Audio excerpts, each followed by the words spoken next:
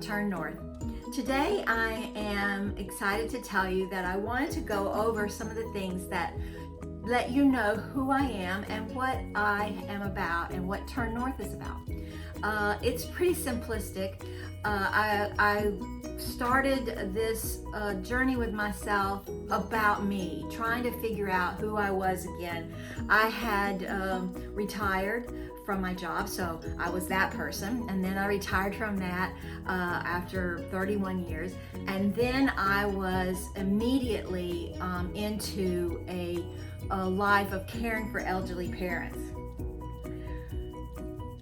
That is a loving, patient world, and you must be able to take it with a grain of salt. Love, love, love. Just be okay with whatever the elderly people are asking you. You know, people try so hard to fix elderly who are in the stages of passing away. And that might be months, it might be a year in that stage of passing away. And it's so easy to say, you know, mother, you could just, why don't you just eat it? You know, you could eat the whole thing and then you'd feel better. And she was always a good eater. And she was, my husband's parents, very, they just loved food and loved to eat, but they didn't want to. And so no matter what you fixed them and how you treated, they didn't want to eat because they're in that process of passing away.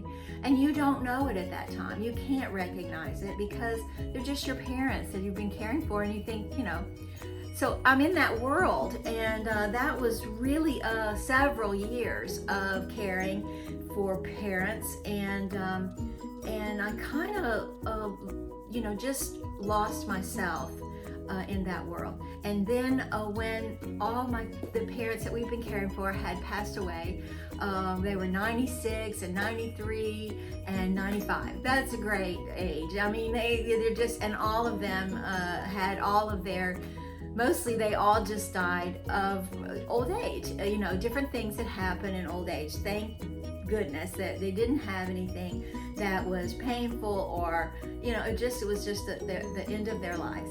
But I found this verse called Deuteronomy in the Bible, 2:3.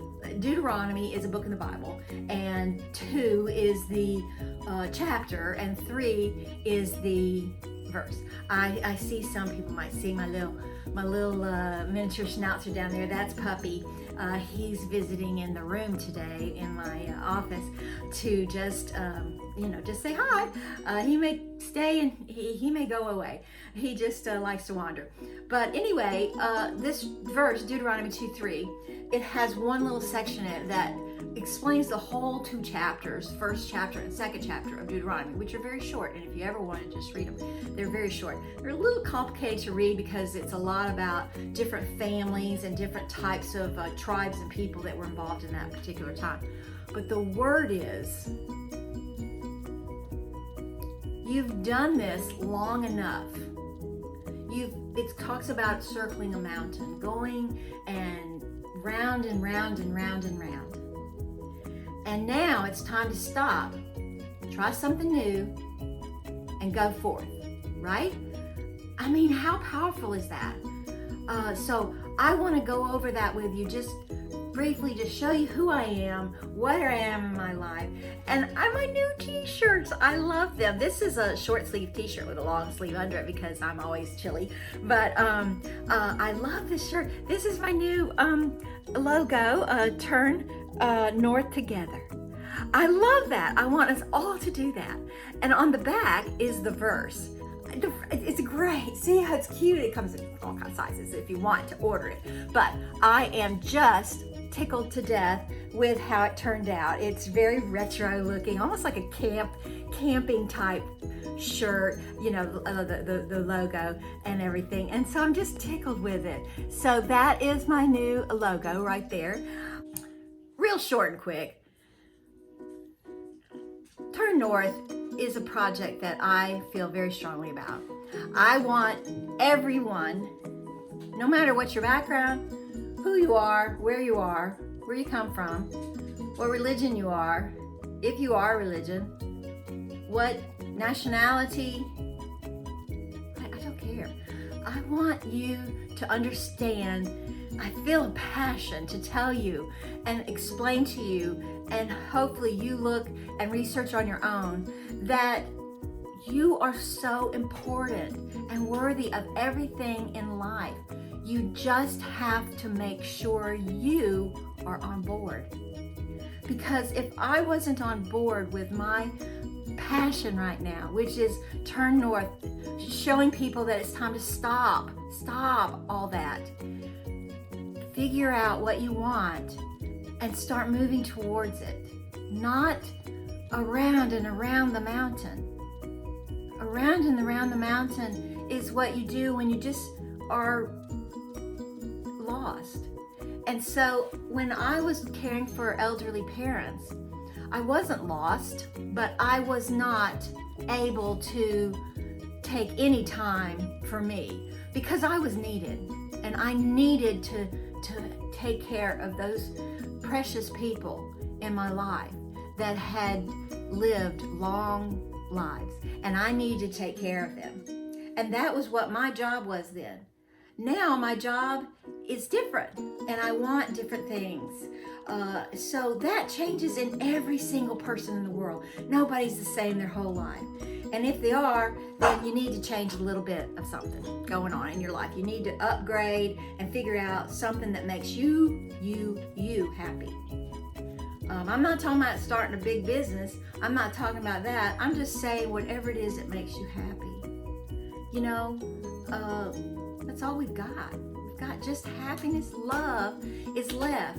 And if we're not kind to each other and make ourselves be kind, boy, it's hard sometimes. You have to really think of something to say to the McDonald's guy when he just throws out your McDonald's bag and you say thank you and he doesn't even acknowledge you. Gotta really put some brain thought into how you're gonna handle that. Are you gonna let that guy just affect you all day long? Hey puppy, hey puppy. Or are you going to be kind and just say to yourself, I'm gonna let that go. I'm not gonna let that affect my self-esteem. I'm gonna keep that knowledge that he has something going on that apparently he can't even be a nice person. But I'm gonna be nice, you know? One good example is when we were working, you know, I don't care where you work, most places, they have some kind of party or Christmas or birthdays, or where I worked, they celebrated everything. And I loved it, you know, I like going to all those birthday celebrations and retirements and Christmas and Thanksgiving and all that stuff that we had where I worked. But my husband and I worked at the same place. We didn't work together, but we worked at the same company.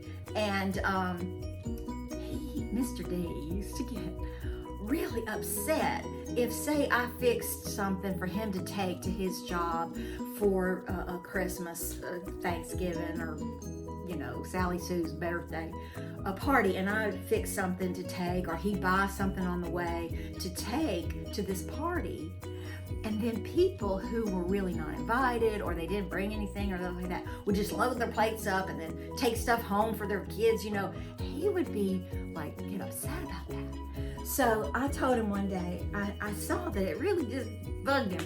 So I said, you know what, Drew, you have to give with joy. Joy. And then those people, they will get their joy some other place, I guess. But you give with joy, and you don't worry about how other people react. You give from your heart. You took that delicious broccoli casserole, rice broccoli casserole cheese thing dish, and you place it there and you say, here, I brought this for everybody. And then you are done. You don't need to worry about what happens to that rice casserole again. And he really thought about it. And I have heard him tell other people, you give with joy, And then it's on everybody else how they behave. You are in charge of you, and I'm in charge of me. So if I want to go in there and scrape up everything and I wasn't invited, or I'm being rude, or I'm just not a nice person, it's on me. You give your broccoli rice cheese casserole, which is delicious, with joy. And don't worry about the other people. They are in charge of them. So that's what Turn North is about. Finding your dreams, figuring out what they are, small, big, figuring out what you need to be truthful, who you are. Not who somebody wants you to be, not who your husband wants you to be, your parents, society, who you are. And I'm finding out who I am by being honest. And that's what Turn North is about. Stop, all of us together, turn north together. We can all do it together. As a world, as a nation, as a county, as a country, as a little house right here, our home, Drew and I, Mr. D, and I have to be joyful and thankful and move forward in our lives and not let everything catch up with us. Because we could. We got a lot of baggage. We got a lot of things that we could sit around and go, oh, woe is me. But we can't, because we only have this little bit of time. Everybody wants to go to heaven. There's an old song. Everybody wants to go to heaven, but nobody wants to die, right? So that's an old song. But it's true. We're all going to be here for a short period of time on earth, whether you die, believe in going somewhere or not. Just make the most of it. Stop allowing yourself to be bamboozled by the outside world. Bamboozled, I don't know if that's the old word or new word. It might be an old word. Nobody knows what it means, but it means tricked. Don't be tricked by the outside world. Be yourself. All right? And love and turn north. Stop circling the mountain. Figure out what one little thing you want to do in life and go from there. All right? So I'm going to keep on going with our series of episodes on self-improvement at this point. We've done self-love, self-worth. That was a hard one. Self-reflection. And now we're going to move on to another section. So join me each episode and just learn together what we can do to improve our own, very own precious, worthy lives. Each one of us. All right. See you next time.